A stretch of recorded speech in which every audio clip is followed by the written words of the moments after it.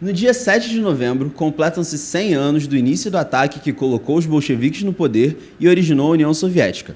Foi o início de um período conturbado na história contemporânea, de grandes mudanças e efeitos que são sentidos até hoje na geopolítica mundial.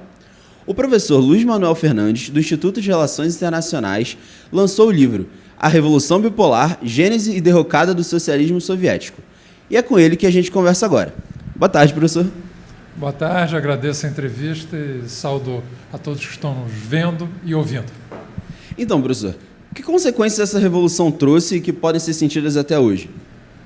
Bom, ela foi um evento absolutamente marcante da história mundial, né? Ela, em primeiro lugar, deu origem à primeira tentativa mais prolongada de estruturação de um sistema econômico e político alternativo ao capitalismo no mundo, inicialmente isolado na União Soviética, que ocupava boa parte do que era o antigo Império Russo, e depois da Segunda Guerra Mundial, compondo um campo socialista que estruturava um sistema mundial que se tentava colocar como alternativa ao capitalismo no mundo. Em grande medida, foi essa experiência que moldou o século XX e, em particular, que marcou a evolução mundial durante toda a segunda metade, ou quase toda a segunda metade do século XX, que é o período que conhecemos como a Guerra Fria, que, para além de um confronto geopolítico entre os Estados Unidos e a União Soviética, como as duas grandes superpotências mundiais, era um confronto sistêmico de dois sistemas mundiais com lógicas universalistas e que operavam em bases antagônicas uma com a outra e disputando a hegemonia no mundo.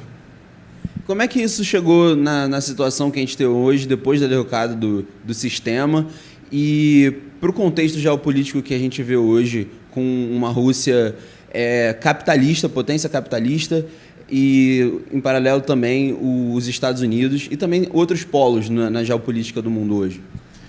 Em primeiro lugar, eu queria resgatar que essa foi uma experiência que, enquanto experiência socialista, ela fracassou, né? Esse sistema mundial alternativo que se tentou estruturar, ele não conseguiu se sustentar e acabou, na verdade, sucumbindo e se desarticulando, tanto na Europa Central e do Leste, onde era a sua principal base, mas também a própria União Soviética se desmantelou num conjunto de repúblicas que se tornaram independentes. Apesar disso, essa experiência, ela, na verdade, moldou o sistema internacional que persiste até hoje. De que maneira?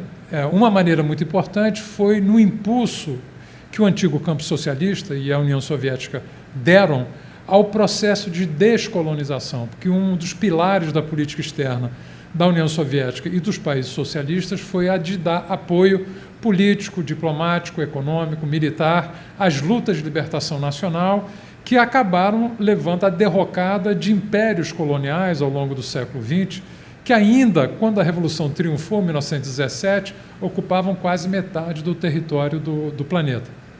Uma segunda dimensão que é muito importante foi o fato da Revolução Soviética ter introduzido a questão social na agenda mundial. Essa é a grande marca, talvez, da Revolução Russa, né? Assim como a Revolução Francesa, a sua marca foi a da expansão dos direitos individuais, dos direitos políticos, da estruturação de estados e regimes republicanos contra a força da aristocracia, então, em decadência. A marca da Revolução Russa foi ter trazido para o centro do debate mundial a questão social. Isso tanto diretamente pelas transformações que a sociedade soviética viveu depois da Revolução, de grande redução das desigualdades existentes naquela sociedade, promoção da ascensão e dos direitos sociais da maioria da população, quanto também de forma indireta, porque a Europa se transformou a fronteira da Guerra Fria. E nos países capitalistas europeus havia grande temor da ameaça que a União Soviética representava e o seu bloco representava. E, portanto, houve muito mais disposição a incorporar direitos sociais, incorporar direitos trabalhistas, montando o estado de bem-estar, que até hoje é uma realidade no mundo e, em grande medida, foi uma resposta dada pelos países capitalistas à ascensão, então, do campo socialista do bloco soviético. No entanto, apesar dessas realizações, o sistema fracassou. Por que ele fracassou é a pergunta que o livro tenta responder, pelo menos em parte tenta responder. E a principal razão que é ali apontada é que o sistema ele teve um êxito inicial de promover a modernização e a industrialização desses países, né? Não só da União Soviética, mas dos países que compunham o seu bloco, na Europa Central e do Leste, mas ela não conseguiu persistir na disseminação do progresso técnico na sua sociedade quando a base industrial fundamental já estava montada, ou seja, ela não conseguiu dar respostas adequadas aos desafios do advento da sociedade do conhecimento, esse novo padrão produtivo e de socialização que passou a vingar no mundo como todo a partir da inovação nos países capitalistas. Agora, no rescaldo do colapso, né, nós vemos hoje a Rússia, não mais socialista, agora capitalista, ela ressurgir como uma força e um ator internacional importante no início do século XXI e atuando como uma força contra-hegemônica, contra as posições de poder das potências vencedoras da Guerra Fria, em particular dos Estados Unidos e da Europa. Então, essa ascensão de uma nova potência regional russa capitalista, ela se dá no contexto do enfraquecimento que está em curso no mundo das posições de poder ocupadas pelas potências capitalistas centrais do século XX, contexto no qual também se insere a ascensão da China e a ascensão de outros países na semiperiferia, como a própria Índia. Então, é dessa forma que a Rússia pós-socialista, pós-soviética, se posiciona no mundo hoje. Certo. E voltando um pouco para 1917, na época da Revolução, existia, claro, um contexto político muito particular que permitiu essa revolução, em particular na Rússia. E queria que explicasse um pouco qual é esse cenário que permitiu que na Rússia se desse a revolução e se o senhor acha que o impacto mais importante da revolução imediatamente foi esse avanço das questões sociais no cenário pós-17 e pós-Guerra Mundial. Bom, em primeiro lugar, não se pode entender a Revolução Russa e o seu triunfo a não ser no contexto das condições particulares que marcavam a vida no antigo Império Russo em meio à destruição gigantesca causada pela Primeira Guerra Mundial. A Primeira Guerra Mundial, há que se lembrar, era o conflito maior que a humanidade já tinha vivido até então. Ela só veio a ser suplantada depois pela Segunda Guerra Mundial, que foi deflagrada 2 décadas depois. E o que marca a Primeira Guerra Mundial é justamente a aplicação pelos principais países envolvidos no conflito, as principais potências envolvidas no conflito, das conquistas da Revolução Industrial à prática e ação de guerra. Então, foi uma guerra em escala industrial. E foi uma guerra em escala industrial também com a massificação das mortes, do sofrimento, da destruição causada pela inovação no armamento que foi introduzida nesse conflito. Basta lembrar que o próprio avião debutou nas guerras, na Primeira Guerra Mundial, uma invenção recente. Então, tudo que havia de mais avançado em tecnologia foi dirigido para a guerra, gerando uma guerra com destruição absolutamente colossal. E a Rússia, ela estava presa à guerra, o antigo Império Russo, por conta da forte dependência financeira que o Império Russo tinha com algumas forças beligerantes no conflito, sobretudo a Inglaterra, em primeiro lugar, e segundo, a França, né? Então, essa aliança, que em grande medida refletia a dependência financeira do Império Russo em relação às potências ocidentais envolvidas no conflito, é o que amarrou e tragou a Rússia para dentro daquela conflagração. A Rússia não tinha condições de participar da guerra por conta própria? Não, ela fazia parte de uma aliança, de uma coalizão. Ela sofreu muito com a guerra, né? E a destruição causada na Rússia pela guerra, a penúria vivida pela população, o número de mortos foi gigantesco. Ela sozinha não teria como derrotar a Alemanha, ela era parte de uma coalizão. Mas dentro dessa coalizão, ela era uma sócia menor, por assim dizer. Havia acordos secretos firmados entre ela e a Inglaterra e a França que obrigavam a continuidade da Rússia no conflito.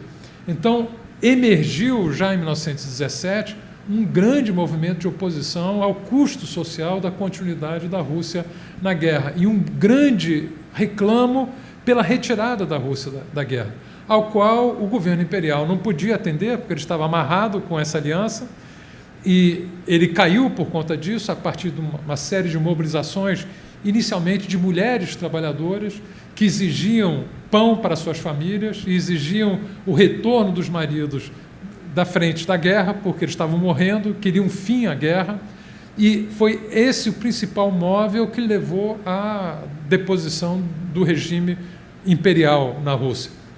No entanto, surge um governo provisório que também se mantém prisioneiro a esses acordos da aliança que mantinham a Rússia na guerra. Então, o governo provisório também não retirou a Rússia da guerra. E, rapidamente, na medida em que ele não retirou a Rússia da guerra, ele foi perdendo base social e a liderança bolchevique no Partido Social Democrata Russo aproveitou aquele momento para trazer o tema do fim da guerra, para trazer o tema da reforma agrária e trazer o tema da garantia de abastecimento de condições de vida mínima para a população para o coração do debate político e exigiu, portanto, o deslocamento do poder do governo provisório para aquela instância que poderia realizar esse programa em 1917, no final de 1917, que eram os chamados conselhos de soldados, trabalhadores e camponeses, os soviets. Né? Soviets, a palavra soviet quer dizer conselho em russo. Né?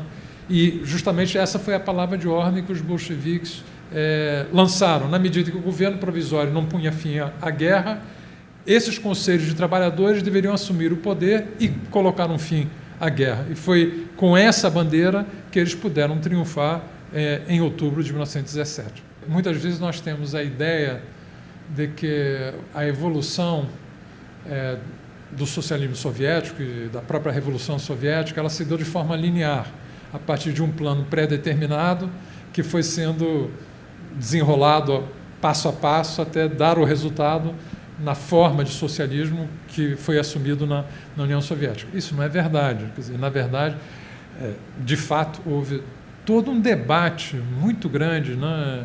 Muitas dúvidas, busca de caminhos, né? Para ver o que poderia ser feito no território do antigo Império Russo após a tomada do poder pelos trabalhadores através do Soviet, sob liderança do Partido Bolchevique, que tinha Lenin como seu principal dirigente.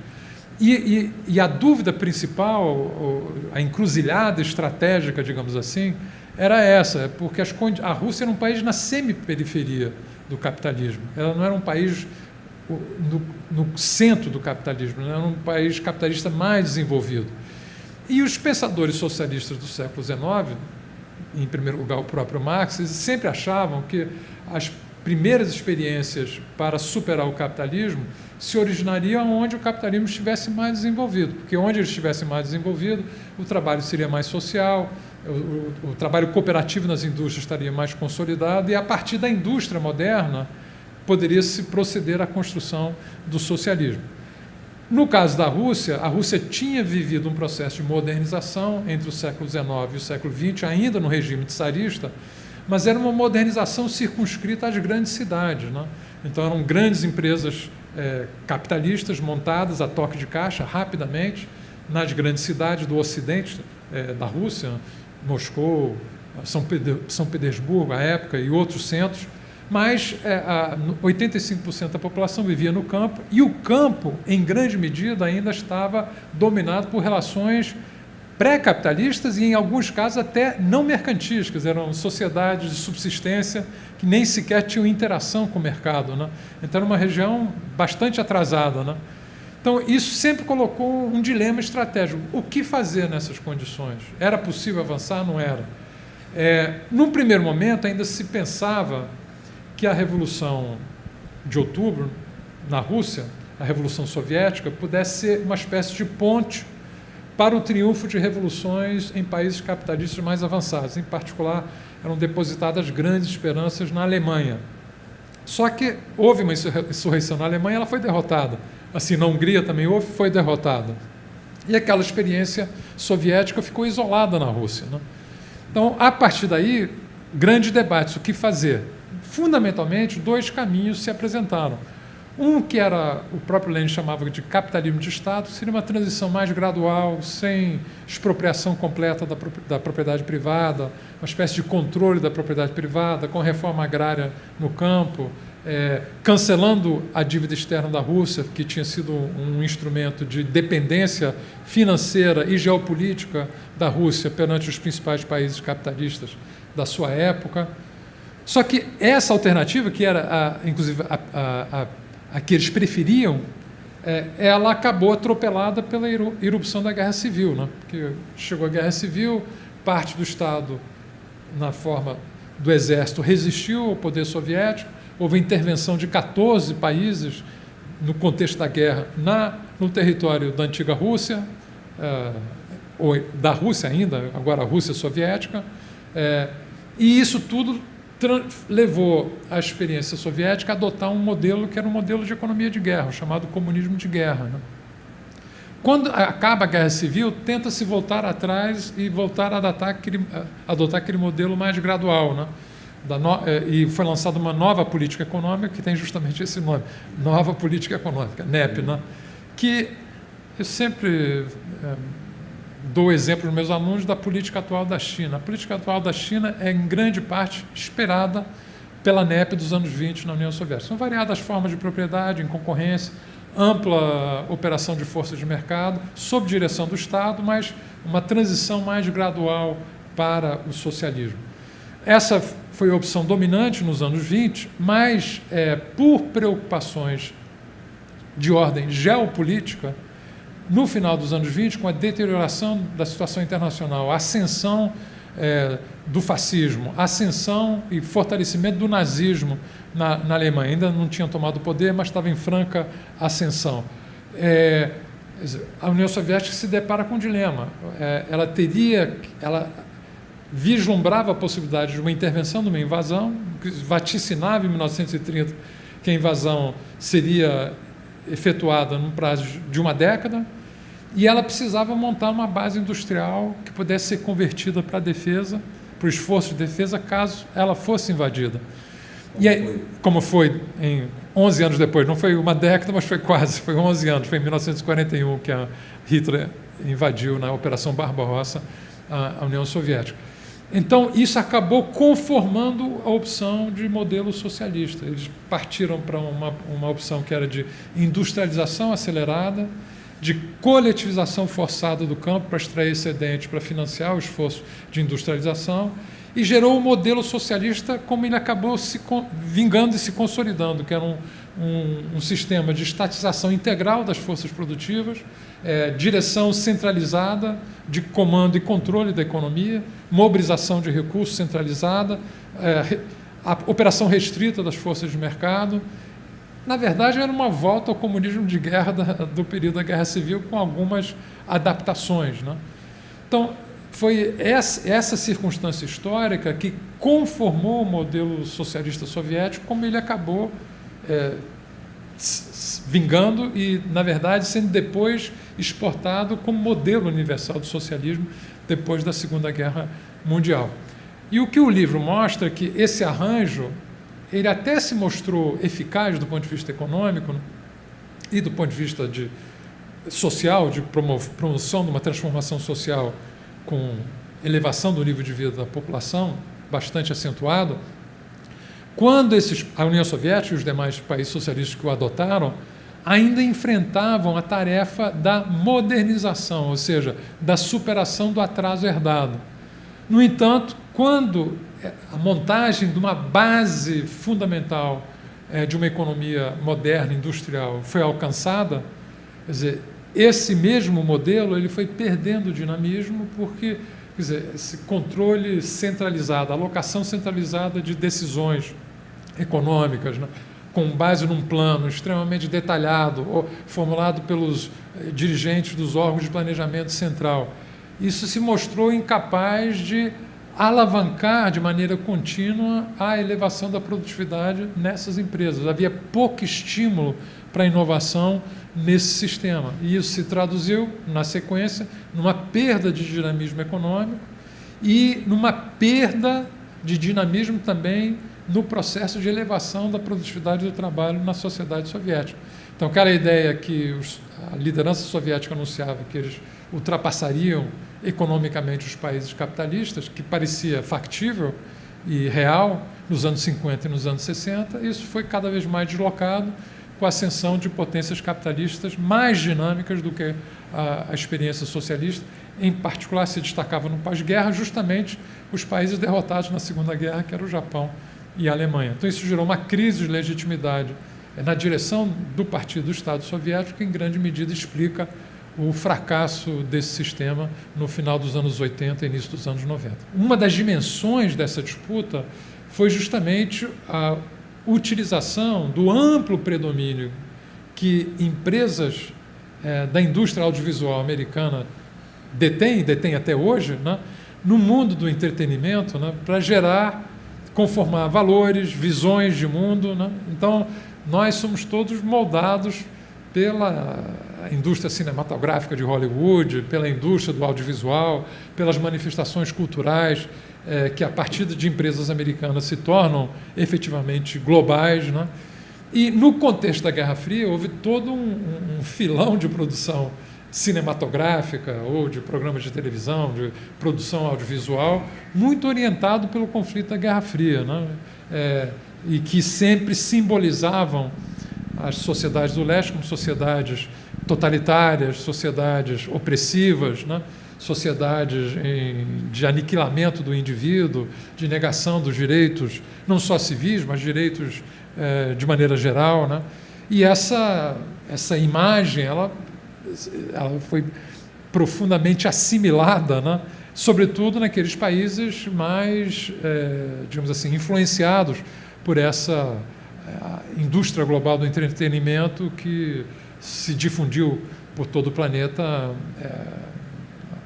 ao longo do século XX e que continuou bastante proeminente, bastante forte no século XXI.